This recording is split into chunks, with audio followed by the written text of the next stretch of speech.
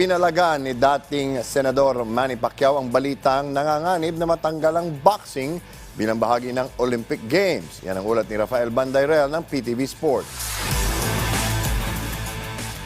Hindi pa tiyak kung mananatiling bahagi ng Olimpiada ang sport ng boxing sa Los Angeles 2028. Ito ay matapos bawian ng pagkakakilanlan ng IOC ang International Boxing Association dahil sa maraming alitan ng dalawang organisasyon.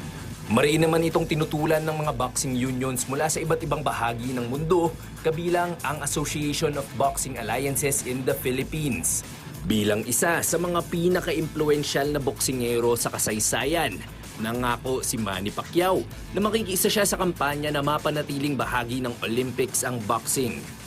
Ano na itong boxing institution na mula pa noon, matagal na itong sports yung boxing. So mahirapan siguro matanggal yon. Tutulong naman ako sa abot tayong makakaya kung ano maitulong ko para nandyan palagi yung boxing sa Olympics. Samantala, mainit na usapan pa rin ngayon ang posibleng rematch sa pagitan ng 8th Division World Champion at ang kanyang karibal na si Floyd Mayweather Jr. Kinumpirma ni Pacquiao na kasalukuyan silang nakikipag-ugnayan sa kampo ni Pretty Boy Floyd.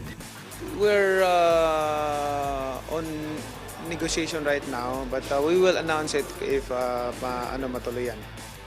Patungkol naman sa sarili niyang plano na lumahok sa 2024 Paris Olympics, sabi ni Pacman, naghihintay lamang siya ng approval mula sa IOC. Rafael Bandayrel para sa Bayan.